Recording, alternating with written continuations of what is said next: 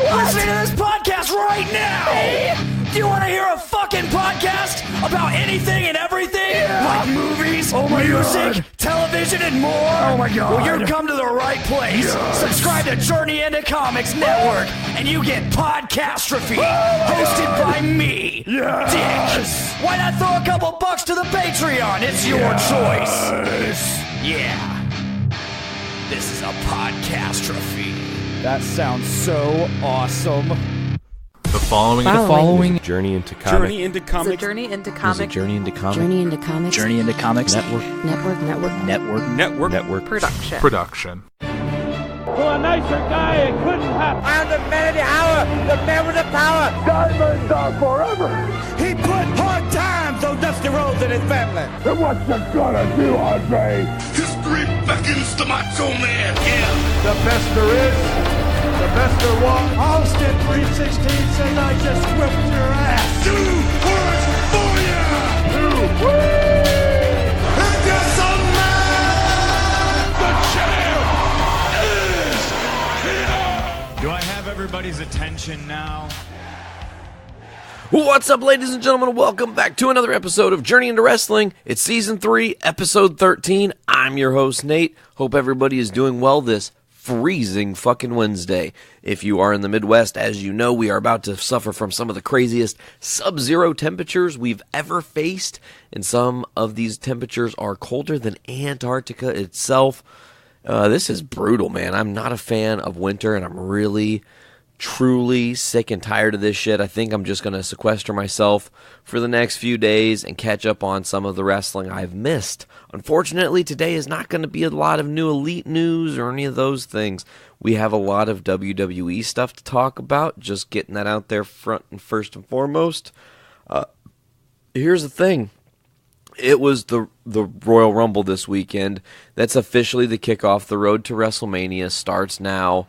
It was wild to me because this year I didn't seem hyped for the Rumble, and then as I was watching it, I was like, oh my god, okay. But when we were on Saturday, the girls and I went down to Lafayette for the Doom Rooms Awards night, and we won an award there, which was really fucking cool. Walk Among Us taking Best Tribute Act of 2018. That was awesome. But while we were there, talking to Casey Taylor, shout out Casey Taylor from North End Pub, CT was hanging out, doing his thing, having to kind of work his ass off while we were there. But we were chatting a little bit, and he was like, I'm going to put on NXT. So he put on NXT, and I was watching it at North End Pub.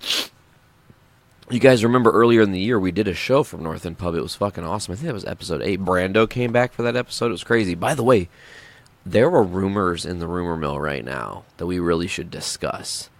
And there's a rumor that there's a former host of this show who's coming back. That's all I can say.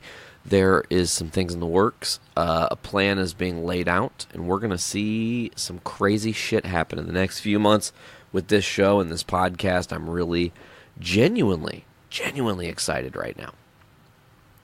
So we were at North End Pub, and, watching NXT, but I was also watching the bands, and it was one of those things that you kind of get lost in watching the bands, and there's actually an experience I want to talk about. We're going to get into that here in a second, but it was cool because the first band played before NXT was on, and then the second band was an instrumental band, so there's no vocals. So I watched wrestling while listening to an instrumental band, right? And I watched NXT to this instrumental band's set, and it was fucking radical. It was crazy. Some of the things were timing up insanely perfect, okay?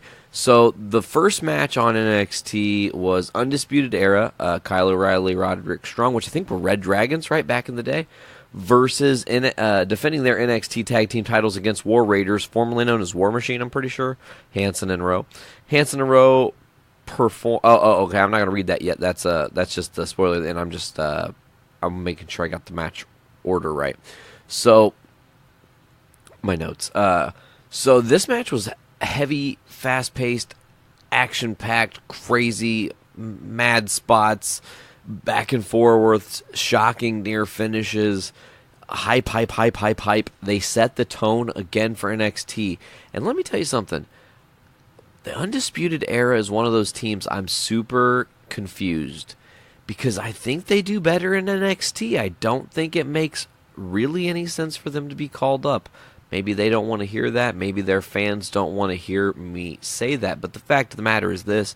I feel like Undisputed Era, unless they grow their faction even more, on the main roster, that is, like, they need to go up as all four and immediately get a fifth, a big fifth. Like, fucking, they show up and Daniel Bryan's like, these guys, they're the future and I'm part of that. Like, we're going. I'll be the mentor on top, Man, Undisputed Era is bad. Oh, man, it would be crazy. It would be good. This, of course, Daniel Bryan would have to lose the title. We'll talk about that in a minute. That's a little bit of a spoiler for the Royal Rumble itself.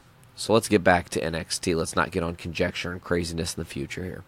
So Hanson and Rowe actually nailed their fallout move on Kyle O'Reilly to win the NXT Tag Team titles in a shocker. I was not expecting this. Genuinely, I thought Undisputed Era was a lock to win this match. It only made sense to me. War Raiders, though, are deserving. I think they're going to serve as champs down there for a minute. I think that Undisputed Era has held the belts a couple times now. If they win a third time, yikes. They'll be like I think they'll have the record for the most NXT title reigns for tag team, and maybe any outstanding title, because I think even Shayna Baszler's a 2 times women's champs, but I think there's only a couple 2-time champs on that roster. I'm not 100% sure, but that was an awesome match. And then the Matt Riddle Cassius Ohno match happened, and the band is still playing. Okay, we don't want to forget that. Whatever the fuck they're playing. I'm not really, whatever the fuck it was. They're playing, and they're doing the pre-match thing where this is very important because this is something that stuck in my brain. Is like, what the fuck is happening? So I'm watching, and it made me almost have a freak out, out of body experience. I was like, what? Is this really happening, or am I did somebody slip something in my drink and I'm all fucked up right now because I'm watching this, right? The band is playing, and they're doing the pre-match promo video package, and I can't hear the matches or anything, can't hear them talking or any of the shit. I can just hear this band, and they're showing, I think it was Matt Riddle kicking Cassius Ohno or vice versa. One of the two got a vicious kick to the dome, and they showed it from 3 different angles, okay? And in succession. One angle, replay. Next angle from the same spot they showed the last replay. Different angle, replay. So 3 different things. But dudes and dudettes, check it out. Bah, they hit a cymbal. As soon as they hit a cymbal, the kick happens. Bah, they hit a cymbal when the next kick in the replay happens. Bah, they hit a cymbal when the third one. And I mean, I'm just talking one fucking cymbal. They weren't hitting a million cymbals and it just happened to sync up. It was very well timed, bum bum bum ba ba dun dun dun dun. Those in that order. It was, every time they hit that cymbal, man, it was a kick in the video package. It was crazy timing yet again. So it was a really cool fucking experience. I was like, wow, this is bitching in the kitchen, having a lot of fun watching this. So the Matt Riddle Cassius Ohno match happened, and my buddy actually showed up unexpectedly to the North End Pub. Patrick Murray, shout out to you. And we were chit-chatting and bullshitting, and I kind of missed the end of this match. Upon reading and doing a little research, apparently Matt Riddle forced Cassius Ohno to submit while using elbow strikes when he was in an arm trap, which is awesome. Matt Riddle picking up a big victory there on pay-per-view, on quote-unquote pay-per-view. That's pretty awesome for him. Up next could arguably be, man, it's hard to say, but I feel like these dudes maybe did steal the show, because, come on now, they are both performers that when they go out there, their whole entire point is to steal the show. So it was Johnny Gargano v. Ricochet for the NXT North American Championship, and boy, did it fucking deliver. They were, again, you're going to hear me say it, it kind of sounds like a broken record here, but just very much like that opening match. here we are again. These two guys setting the pace. And I mean really setting the fucking pace for what the night was going to be. This was a blockbuster of a match.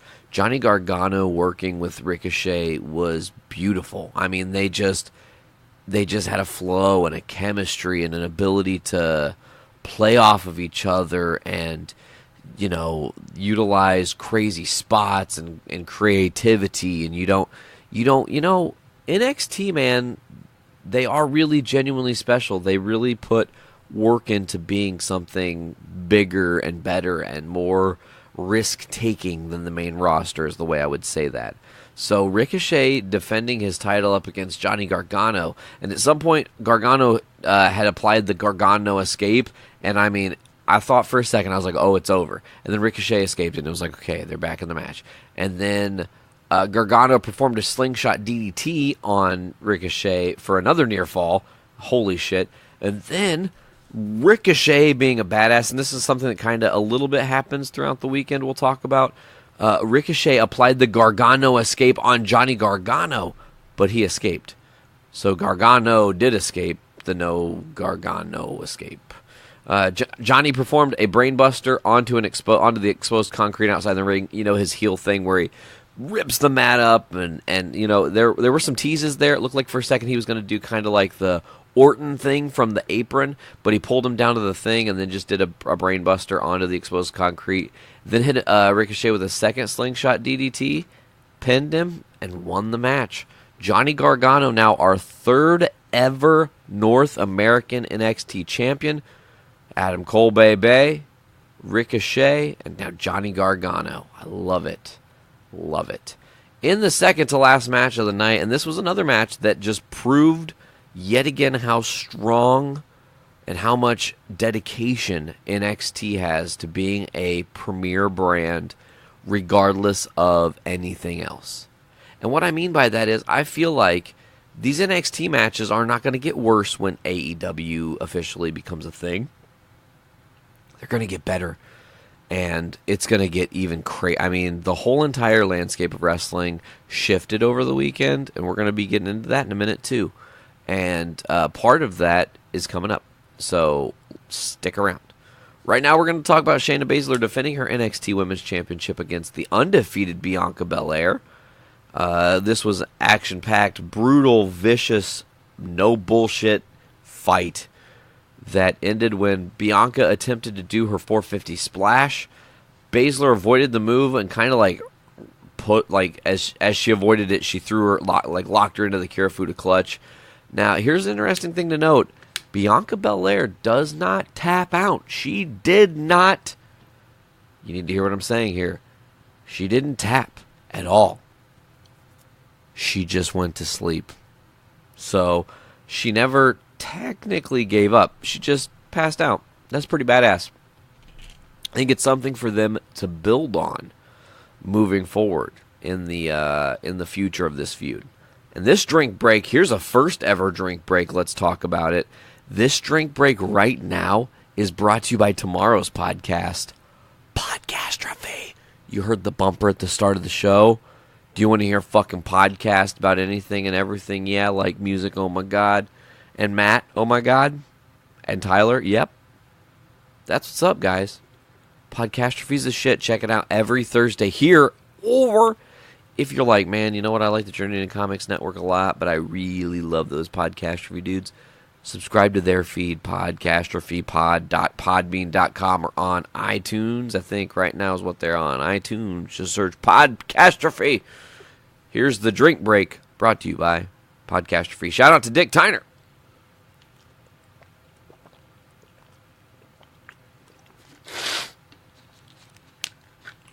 Here's the deal. It's winter, so if you hear me sniffling, fuck you. I'm sorry. I didn't mean it.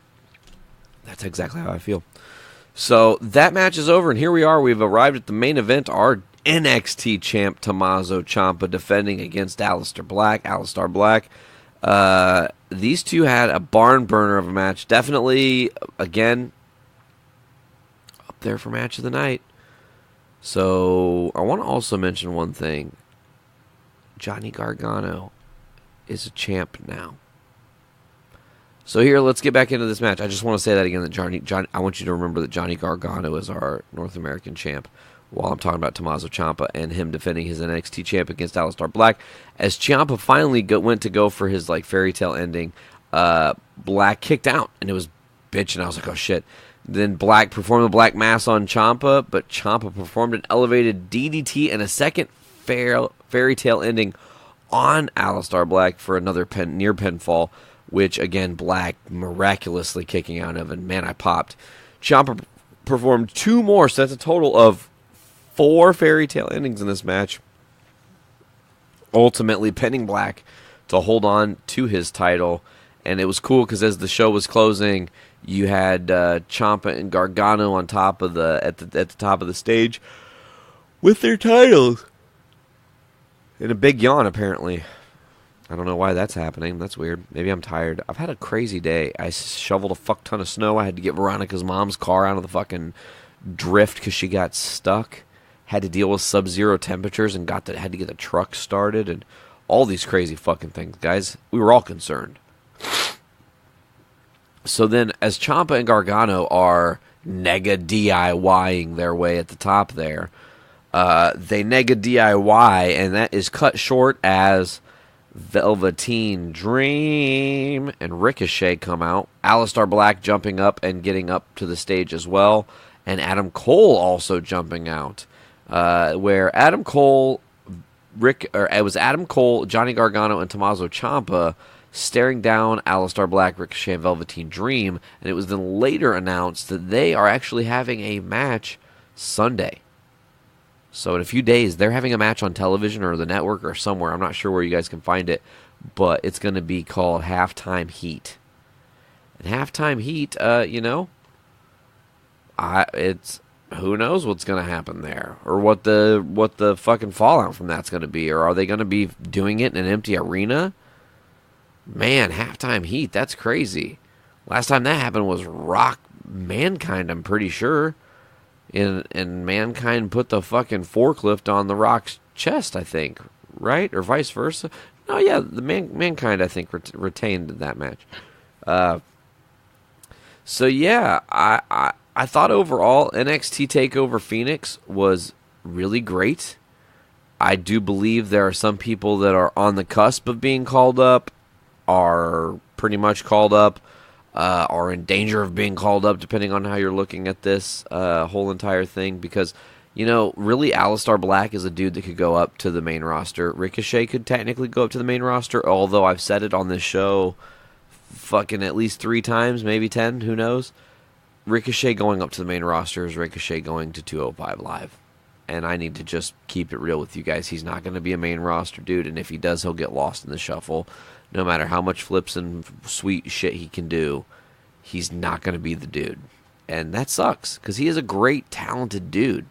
He just, he would get lost in the shuffle in the main roster. So maybe not. Don't take fucking Ricochet. But do take Aleister Black. I think he would have a great success on the main roster. And we're going to get into that here shortly as well. Now listen, we also had a whole other pay-per-view talk about, and then there's fallout from that pay-per-view, and there's fallout from there's so much shit to discuss, you guys. Oh man, we're just getting started here now, because we are at dun dun dun. I feel like I need to say all these things. It's very important to do this in the right order, because there's big news that's going to be breaking that I already have this news, but I can't spoil it till later in the show, because, well, I don't know, how do I say this? If I spoil it now, it'll affect your opinions of how the Royal Rumble went, I guess. So let's get into it. What happened at the Royal Rumble? I don't even know. Let's talk about a tag team match where it's Bobby Roode in the pre-show and Chad Gable defeating Scott Dawson and Razor. Had Dawson and Razor won, both the Revival and AOP would have received Raw Tag Team Championship matches. They did not win, though. Bobby Roode and Chad Gable defended the turf. In another pre-show match, Shinsuke Nakamura retains his United States title against Rusev with Lana. The end of that match was interesting, as Rusev was Lana was fucking with Shinsuke, and then Rusev went to hit Shinsuke, and he moved, and typical classic managerial. What do you call that? I guess it would be your manager, your mouthpiece, or whatever. Your valet. That's the word I was looking for. Typical valet bump that Lana takes with Rusev bumping her off the apron and down to the floor. That plays in later, by the way, because Lana apparently broke her ankle. I air quoted there, just so you know. The final pre-show match is Buddy Murphy versus Akira Tozawa, Hideo Itami, and Kalisto. Now, I think I fucked up. Pretty sure I said in my predictions that Buddy Murphy would lose this match to Hideo Itami. He did not lose this match to Hideo Itami or Akira Tozawa or Kalisto. Buddy Murphy retaining the Cruiserweight Championship in this Fatal 4-Way match. And now we are officially at the main card. Now, the main card was a really good pay-per-view overall. I loved some of the things. And I feel like this is another thing we need to talk about. I feel like we are in a weird impasse here with the WWE because for so long we were like, just give us what we fucking want, and they didn't. Now they are sometimes giving us what they want, and they're like buying into some of these internet rumors and shit, or at least people on the internet are getting better at understanding what the actual plan of the product is. And, coming out of this, you had, man, let's just get into this shit, right? So, Asuka, Becky Lynch, singles match for the women's WWE Smackdown Championship. Badass match, back and forth. Asuka, at one point, had Becky in the disarm her, maybe twice. Becky, I'm trying to remember here. Becky also got Asuka's, damn it, I'm fucking this up. I can't think of Asuka's fucking finishing move right now for some reason. But, the Asuka lock, I think is what it's called, just the Asuka lock. So she had the Asuka lock on Asuka, and then Asuka put the disarm her on Becky. It was really interesting, them trading submissions like that. I like that classic trope of them trying to finish each other with each other's shit here. Ultimately, Asuka defeats Becky Lynch, and they had a really crazy scramble back and forth, and ultimately Asuka gets it. Becky seemed down and out, and I thought, well, this is exactly how I called it. She lost to Asuka. She's going to enter the Royal Rumble. I just said it in the back of my head. I actually feel like I even said it to Veronica and Sarah. I said, and maybe you guys can quiz them, hey, did Nate really say this before he saw what happened? Yeah, I did. I really did. So, Becky loses, but I'm like, man, I think she's going to be in the Rumble. She's fine. Up next on the card, Miz and Shane O'Mac, Miz Money, up against the Bar. Miz Money and the Bar put on a really great match. It was very physical. Shane McMahon took some gnarly bumps. He took an uppercut from Cesaro outside. Like he was going to do an elbow off the top rope onto Cesaro through the table. And that didn't happen because Sheamus got in the way. But then, Sheamus got taken out by Shane. And then Shane didn't even realize that Cesaro was there. And bam, just fucking, boom, just fucked him up. So, this match was very physical. I was kind of hoping that they would go the way they did end up going. And I really did like that they, they kept it real. They made the match good. Miz and Shane McMahon looked like a cohesive tag team. They did a really nice job of working together. It was very, very fun to watch. That's one thing I can say. It was a very, very fun experience watching those guys work together up against the Bar, who are arguably two of the best workers in the game. So, man, Miz Money winning the titles, though. How crazy. Miz Money are your new WWE Smackdown Tag Team Champions. Yeah, that's pretty good, right? I thought so. Up next was our Raw Women's WWE Championship match. Ronda Rousey up against Sasha Banks. What a hell of a battle they put on. There were moments where I really thought a couple things. Here's a couple things. First of all, there were moments where I thought Sasha was really fucking hurt. There were moments where I thought Ronda was going to actually lose. And the unexpected was going to happen. I was like, holy shit, they're going to do it. There were moments that had me go, oh fuck, these two are putting on a clinic, and maybe they have a little bit of actual bad blood behind the scenes. So it did everything. And here's one thing, the finish was brutal looking, and Becky got laid out. Or not Becky, fucking Sasha Banks got laid out. And Ronda, here's a couple things. So God, I keep doing it because Sasha Banks, fucking damn it. Sasha Banks gets laid out, and the referee looked at her because he thought she was fucked up for real. And here's where the camera don't lie, and there was a little bit of a slip up. Not like her wardrobe malfunction where her whole ass was on TV. It really happened. It really happened. Guys, I'm so sorry. Attack of the Yawns. It's a little bit later, as I said earlier in the show. And I've been very, very, very, very, very exhausted today doing all the shit I did. So I'm just getting through the best I can. Another quick drink break. Now back at it. We have, Ronda ultimately wins this match and defeats Sasha. They had a little thing after the match, and there was a handshake and then a stare down, and then Sasha did her fucking boss pose in Ronda's face. It was crazy. After that, man, we had one of the coolest and one of the best Rumbles I think personally I've seen in a long, long, long, long time, as we did the women's 30-woman Royal Rumble match for a chance to go to the champion of your choosing at WrestleMania 35. I'll go down the order of people who were in the match, and so I'm just going to say who came out, And we started it with Lacey Evans and Natalya. They worked each other for a solid, and then Mandy Rose came out, and then Liv Morgan came out, and then Liv Morgan was eliminated, and then Mickie James came out, and then Ember Moon came out, and we're starting to fill up, and Billie Kay came out, and Nikki Cross was out there, it was brutal. What?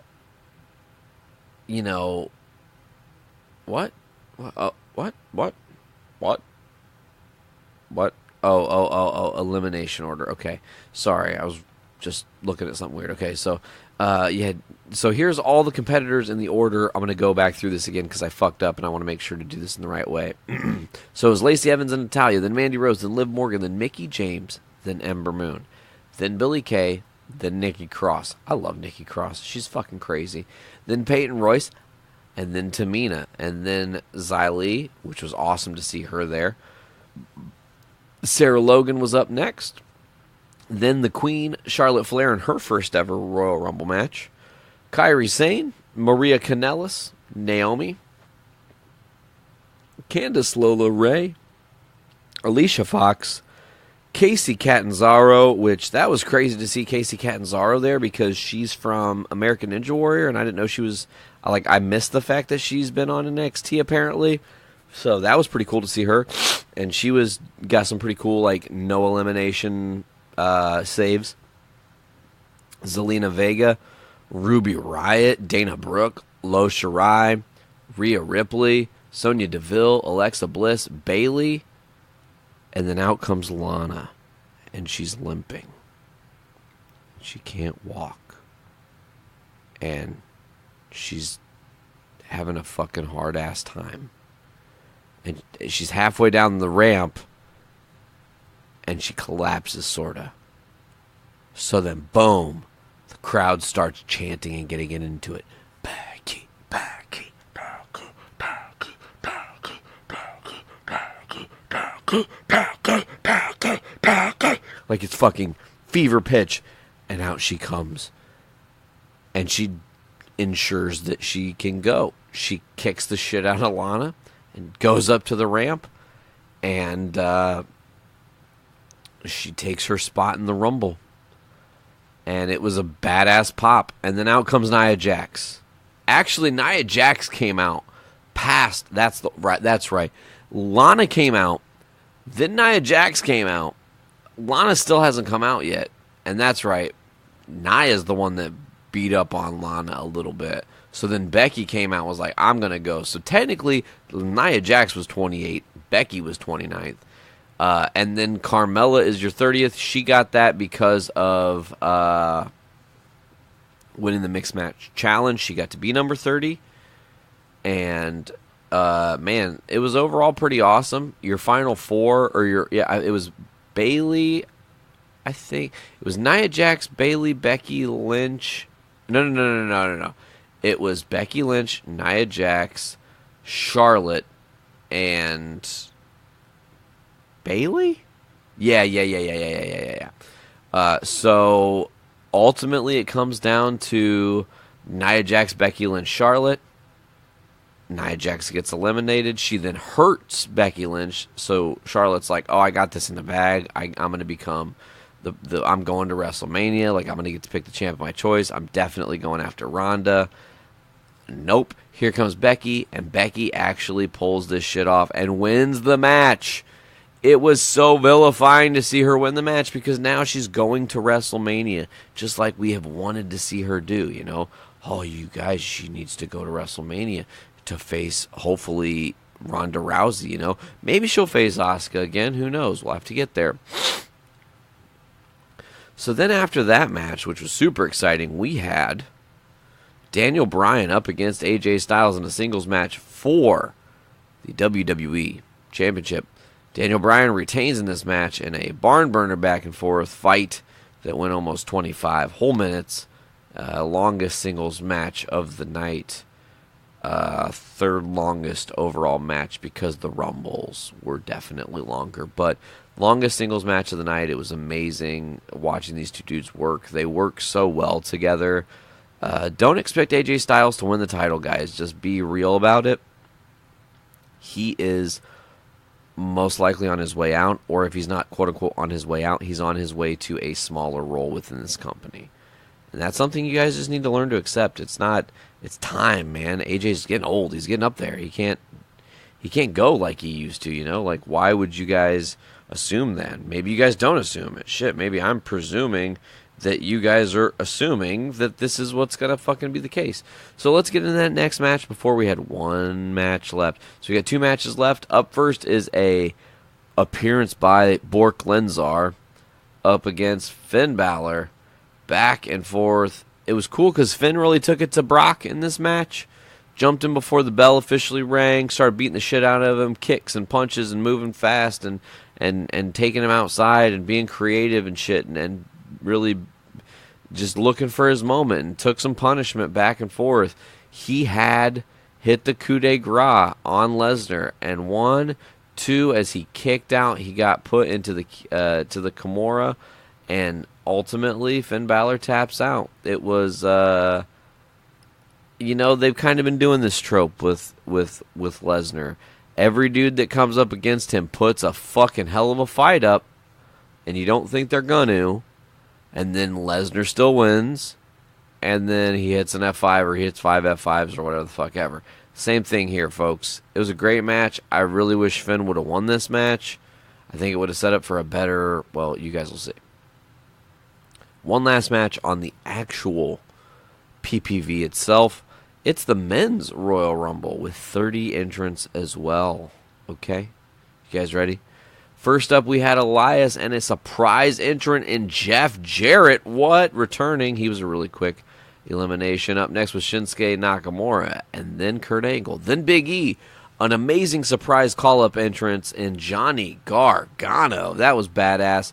Jinder Mahal up next, then Samoa Joe. A losing streak at 163 with Kurt Hawkins. Coming in at number 9. Number 10 was Seth Rollins. Number 11, Titus Slowneal, because he slowed his roll and did not go under. Well, he actually did go under the ring this time, but he did it intentionally. He didn't trip and almost get decapitated. Kofi Kingston up next, then Mustafa Ali, then Dean Ambrose. We got some Dean Ambrose news later. No way. Jose was up next at number 15, then Drew McIntyre. Up next after that at number 17 was Xavier Woods.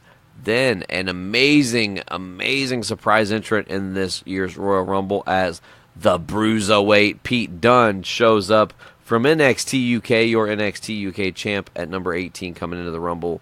Lasts almost 12 minutes. Pretty awesome. Andrade CN Almas, which is now just Andrade, which is going to be taking some time to get used to. Up next at 19, number 20 was Apollo Crews. Number 21, another amazing call-up from NXT, Aleister Black. Then Shelton Benjamin at number 22, Baron Corbin at number 23, Jeff Hardy at number 24, Rey Mysterio at number 25, Bob Lashley at 26, the Monster Among Men, Braun Strowman at number 27, a surprise because he had been on an interview saying he wasn't going to be in the Rumble. Bullshit.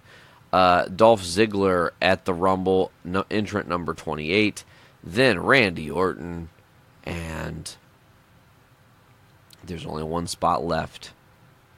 And guess what? It's R-Truth, because you guys, he won the mixed match. He won the mixed match challenge back a few weeks ago. So here's what happens. It's crazy because he's going down to the ring to kick ass, and what? He gets attacked. What? What the fuck? What the fuck? Who attacked him though? It must have been some dude, right? Some bad dude. Nope. Nia Jax. Nia Jax just beats the shit out of R-Truth. Fucked him up. Fucked his day up. Fucked his whole week up, probably. Maybe not, though. And actually, there's a busy weekend for R-Truth, to be real. Nia Jax enters the Men's Royal Rumble at number 30. What? And this leads to some interesting things. We saw her get hit with an RKO. 619. I think a zigzag too, probably. I mean, she went with the boys. She put some shit up. She fought them. It was cool. It was interesting. A lot of dudes were hating on this online. I actually loved this play. I think it's interesting that Nia Jax was in 2 Rumbles in one night. How many people can say that they've been in 2 Rumbles in a night? Her. She's literally the one. Is Bird. That's a old callback that most of you guys probably won't get, but that's okay. Hey, you know what? Overall, though, it wasn't a bad Royal Rumble. I thought they did a lot of smart things. They built on what they needed to build on. Oh, hey, by the way, let's mention who won the fucking match. So, Final 4 is... I'm trying to remember here. It was like Braun Strowman, Seth Rollins, Dolph Ziggler, and Randy Orton? And then Ray and Nia were in there for a minute, but then they got out. So it was like Ziggler, Strowman, Orton, and Rollins. And, man, it could have been any one of these dudes, and it would have been awesome. Not so much Randy. He's already had championships and shit, and you know, whatnot. And, you know, it'd be cool to have Dolph win, but not expected. He doesn't want to be wrestling so much anymore. So, Braun or Rollins, who's going to win? Makes sense for Braun Strowman to win. You know, he hasn't got that title opportunity against Bork Lenzar yet, so... Why not, right? That's what I say. So, you know, the next part about this was pretty interesting because we're down to the final 2, Braun and Seth surprisingly pulled it off and won the Rumble. It was super cool, man. It was really a really cool moment to watch him win that. I feel like Seth is just cashing in on his awesome year he had in 2018. Man, how wicked. So you guys are probably wondering, like, well, what is all this set up? Well, the Royal Rumble set up some things. We know who our winners and our champs are. We know who our winners in the Rumble are. We know who has what titles. So, what's up next? You guys, it's Elimination Chamber. Or, if you are in Germany, it's No Escape. We don't want to offend anyone. Why is it No Escape and not Elimination Chamber? Because they had concentration camps with gas chambers that killed people, and they're not happy with their history. They're not the fucking gun-toting South of America happy that they fucking hurt people. They think it sucks. That's why. That's the truth, too. So let's get into it. There are, as of right now, 3 matches announced for this card. Those 3 matches are in and of themselves badass. And they are hyping me to get ready for Elimination Chamber here in a few short weeks. Because the Elimination Chamber is going to be happening on February 17th of 2019. That is literally when you're listening to this, that is 18 days away. So we're 2 weeks and change away. So far, we have 3 matches announced. The first match we're going to talk about, Ms. Money versus the Usos. The Usos securing a tag team title opportunity tonight, actually, on Smackdown. Then a fatal 4-way match, defeating Heavy Machinery, The Bar, and The New Day to get this title opportunity against Ms. Money. That's pretty cool. They're going to have a great match. Miz and the Usos and McMahon are going to put on a hell of a show. Another match we're going to talk about, champ Daniel Bryan up against AJ Styles, Jeff Hardy, Mustafa Ali, Randy Orton, and Samoa Joe in the Elimination Chamber for his Hempire of a WWE Championship, folks. If you have not heard yet, the classic leather belt with the gold plate and the jewels is gone. Daniel Bryan made his own hemp-based wrestling belt with wood and pebbles and hemp, and it looks bitchin'. It's really awesome. I kind of want one. I was like, fuck, that's cool. Like, that would be badass to have. And probably pretty easy to make, too. Like, honestly, you just got to carve some wood and go get some good stones, you know? It looked like it was kind of a home decor piece. Nicely made. Don't get me wrong. It was nicely made. It was just like, man, I want one hanging in my house. And we're going to talk about that and how he's got a new title, why he has the new title. That happened on SmackDown, but we're going to get into the other match. Actually, let's talk about that SmackDown thing right now.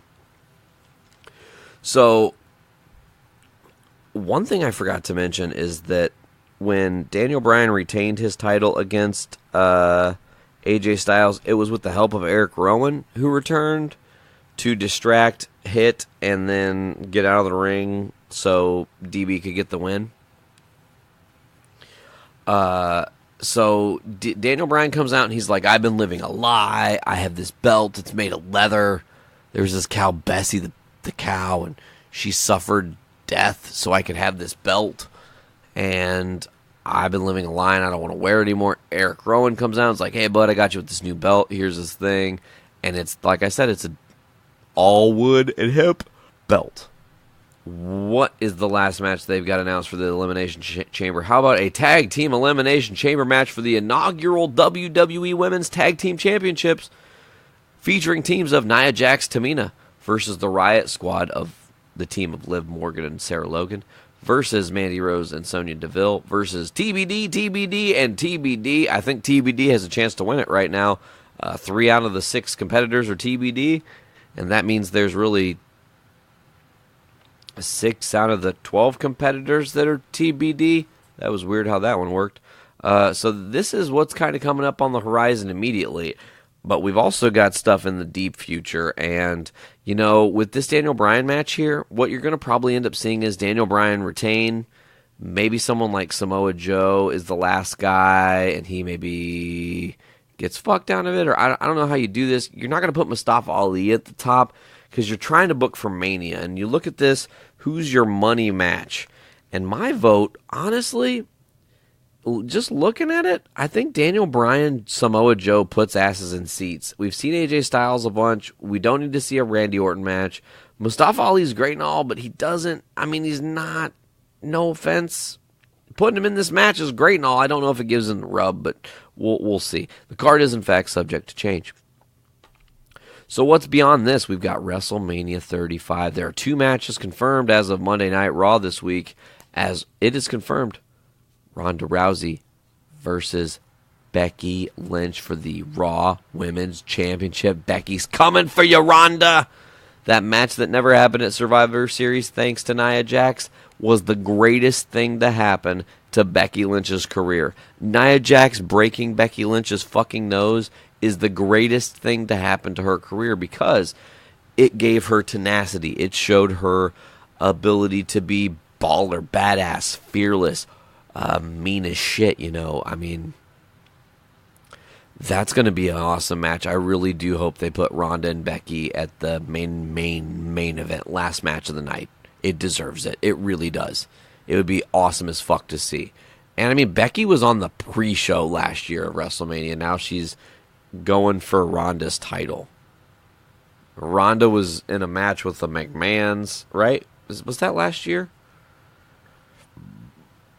I feel like that was last year, right? Pull it up real quick here. Yeah. Definitely.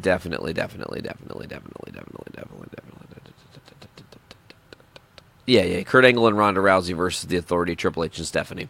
That happened last year. So a whole year later, Ronda's not in some hokey match. She's the champ. Becky is her opponent.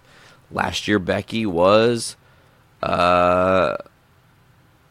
Actually, where was Becky last year? Oh, the 20-woman Battle Royal. That's right. She was just a part of the shitty Battle Royal. I forgot about that. That Naomi won. I mean, I guess it's not shitty. Naomi won it. That's pretty cool, but, you know, it is what it is. That was last year. This is now. Mother lickers. So, what's the other match we got? Seth Rollins, he won that Universal title before he even had a chance to officially challenge Brock Lesnar. Lesnar came out and they went to blows, man, on Raw. And ultimately, it's Lesnar versus Rollins for the Universal Championship at WrestleMania, folks. Crown his ass, because Seth Rollins is going to walk away with a second WrestleMania win for a major championship, beating Brock Lesnar for the second time. He's going to get in Lesnar's head that he's already beat him at WrestleMania. You see, WrestleMania 31 really happened where he beat him. Didn't he face Lesnar at WrestleMania like 30? No, that was Dean Ambrose. So yeah, so far those are the two matches announced for WrestleMania 35, and then now we're at the end where we're done talking about. Man, that's a pretty belt, Daniel Bryan. I just want to say it again. It's bitchin'. It's real bitchin'. I love it. So we've got some other news. The WWE has confirmed some big news. I want to talk about that. There was a spoiler for Fastlane. We're going to talk about those possible spoilers. There is a possible change happening in the Rumble match between Becky and Ronda. And I'm trying to think if there's anything else we really want to cover here. Oh, you know what? Let's talk about that too.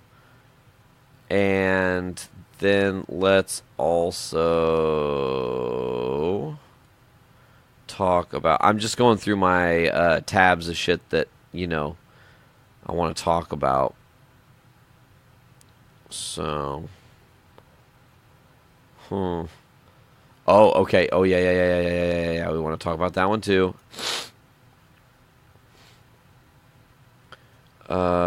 Sorry, guys. I'm not trying to be a shit ass. I just am looking through my tabs, making sure I talk about the things that are good to talk about and not waste your guys' time.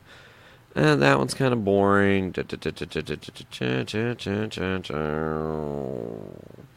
Okay, so let's cover something. There have been a bunch of rumors going around that Ronda Rousey's leaving. Let's put that shit to bed right now. She's not leaving the company. She's under contract till 2021. She doesn't have interest in going and starting a family right now. It's her body. It's her business. If she wants to get pumped filled with baby gravy and pop a kid out, that's her fucking choice. If she doesn't, that's her fucking choice. If she wants to be the champ on top for a minute, that's her fucking choice. She's Ronda Rousey. Let her do her fucking thing. She said it herself, man. She's not looking for that. People all putting all these reports in people's heads saying she's leaving the company soon. It's not true. It's not, you know.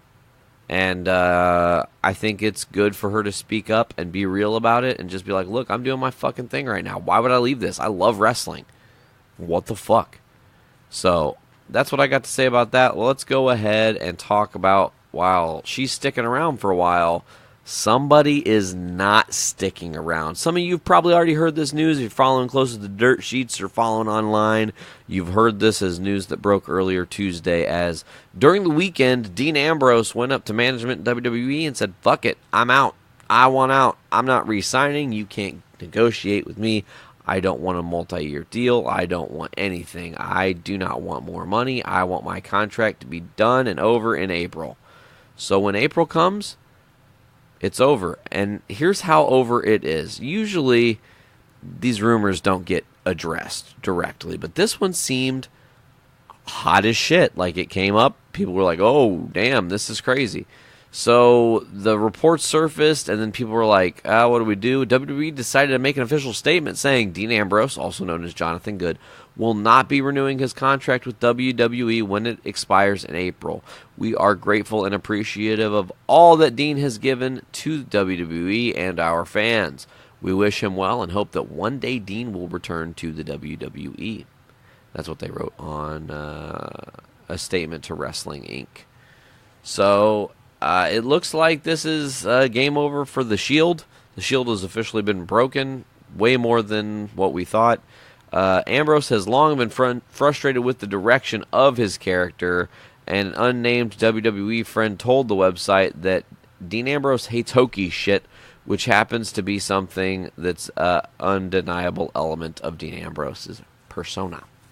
So right now he's going to stay with the company, but he kind of has been getting shit on. He lost at the Rumble, and then he lost to Rollins on Raw, and, you know,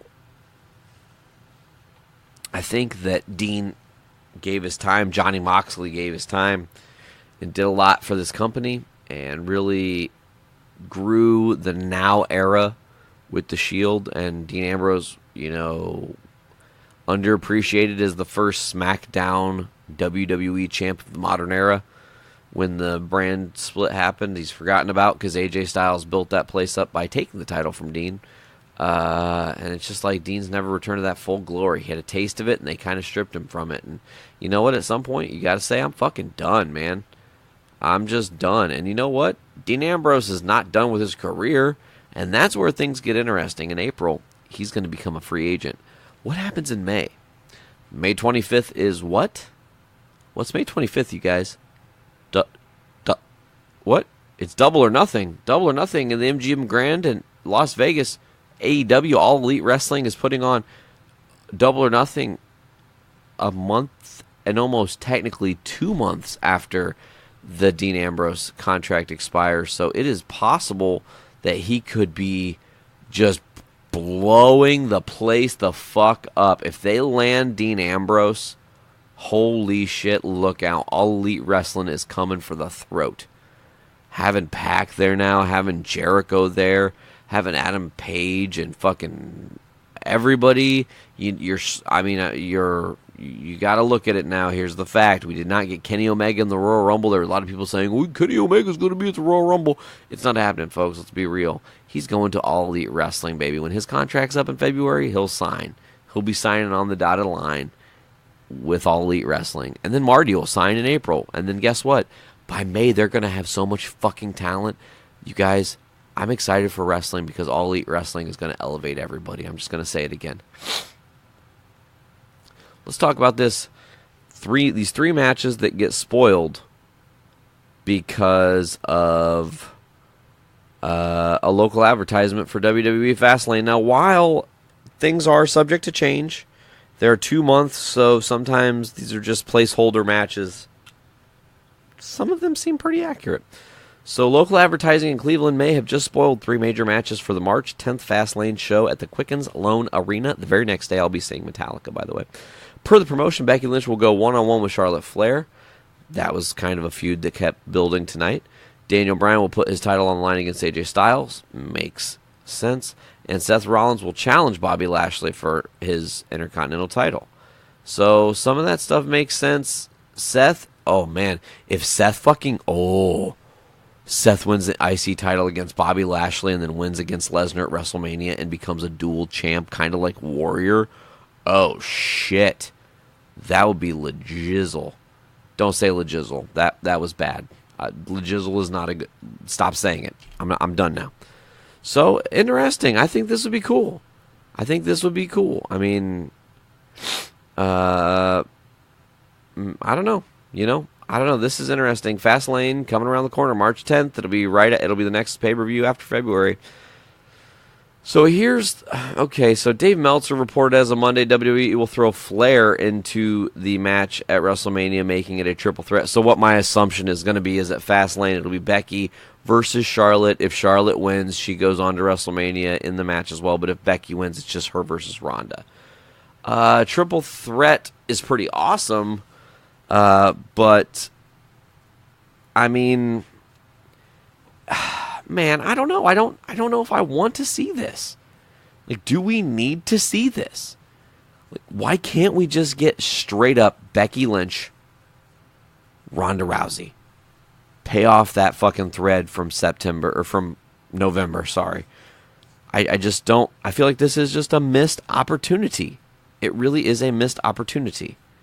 Here, you just leave it that simple. Maybe this is not true. Maybe Dave Meltzer will have it wrong. Maybe he's too busy finding clickbait. I don't know. Here's the fact. We're going to have to keep our eyes open. Maybe Charlotte Flair gets in there, but, maybe not. But if Charlotte Flair gets in there, do they make that triple threat headline WrestleMania? Typically, it's a one-on-one that will, well, I guess that's not always true. They've had triple threats. I mean, WrestleMania 30 ended in a triple threat. But I digress. I'm getting off topic here. Let's talk about AEW for a minute, because after the Rumble and everything, Chris Jericho fired some very open and obvious shots at a few people, and baby, let me tell you, Jericho's coming for you.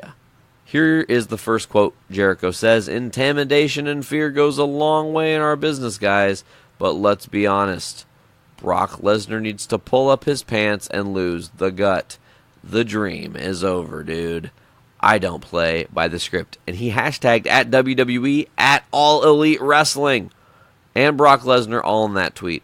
Later, his second eyebrow-raising post was, "Hey WWE at Ring of Honor and at Impact Wrestling. I love watching you guys push all your randoms, but just know that we are interested in maybe 6-8 of your talents total. We don't need you, All Elite Wrestling." Holy shit, man. He's serious. I mean, he's going for it. He is going for it. Oh, man. Let's talk about it. Let's talk about this guy. I'm going to bring up this guy. You guys aren't going to know this fucking guy. His name's Jake Hager. He's like 36 years old. He's some dude. Some people call him a wash-up, a has-beenian, a never-was-been. Someone who, maybe got lucky, who knows, in his time. But you guys don't know him as Jake Hager. You guys know him as Jack Swagger. We the people. Anyways, he made his official MMA debut this weekend against J.W. Kaiser at Bellator 214. And you guys, he beat that ass. It did not get out of the first round. He got dude onto the ground, onto his back, and hit him with a gnarly elbow that disoriented him, probably cut him open. Jack Swagger, I'm going to fucking call him Jack Swagger because that's who it is, put on a triangle choke armbar, or triangle, what's that called? An arm triangle. I can't ever get that right. It's an arm triangle. He threw the arm triangle on and choked J.W. Kaiser out and won his debut. And they said, your boss wished you luck and said not to disappoint him. And what do you say? And he said, sometimes when you want to convince Vince, you have to convince, which is something I feel like wrestlers say. It's real cheesy, like convince, convince. It's all one. It's dumb. All right, guys. Well, I think we're there, man. We blew through everything, and I don't really think. Oh, there's one thing to note. Taker's not going to be at WrestleMania 20 or 35. Don't expect him to be, because he's not going to be. Also, rumor is Goldust might go to All Elite Wrestling. Rumor is the Revival might go to All Elite Wrestling. Lars Sullivan. Ooh, this is news. Vince McMahon is... Okay, so not too long ago, Lars Sullivan was rumored to be John Cena's WrestleMania 35 opponent, but a reported anxiety attack has kept him out of WWE, forcing the company to alter their plans, and apparently Vince McMahon isn't too thrilled about it. According to Raj.com, instead of waiting on Sullivan to return, Vince McMahon has decided the plans for the NXT star should be scrapped. From this vantage, it looks like WWE has moved on from Sullivan. Sullivan was supposed to attack Cena before the Rumble, point where the 16-time champ would be entered for the Battle Royal. This was supposed to set up a WrestleMania match, but that's off the table. Cena did get his injury, but that was because of Drew McIntyre. As of now, Cena didn't appear at the Rumble, and it's just like they look like they're trying to posture him. But it looks like, it's over for Lars Sullivan. He fucked up. He squandered the dream. Big dude was on his way, and then cut his fucking own legs out from under him. I don't understand the guy. I don't. But I mean, I guess that when you're gonna possibly go and be in front of everybody on the big screen for real, that maybe it does become a little overbearing. But God, Lars Sullivan was on matches in NXT that were more important than the shit he was going to do on the main roster. And it's like, man, chill the fuck out. You dumb. You fucked up, Lars Sullivan. You done fucked up. That's all I got to say. All right, guys. Well, before we get out of here, let's talk about the plugs. As always, you guys can listen to Journey into Wrestling every other Wednesday opposite Foodies Watching Movies right here on the Journey into Comics Network at JourneyIntoComics.com, or you can get us on Podbean, iTunes, Stitcher Radio, Google Play Music, Spotify. Just search Journey into Comics Network, hit the subscribe button, and you know what? You'll get an episode every day of the week, 365 days a year right here. One feed. It's all you're going to need. So check it out, guys. Also, you can go to patreon.com/journeyintocomics. Throw us $1 for early access, exclusive content, and more. There are other tiers you guys can check out as well. You throwing your money to us is a big help. In this world, we need that little extra push. And your dollar, your one singular dollar, could make all of the difference. Keep that in mind. All right, folks. Well, for Journey into Wrestling Season 3, Episode 13, Nega DIY and the Hempire, I have been your host, Nate. Woo! Now, don't woo. Don't leave. Whoa. Hold on. I know I wooed.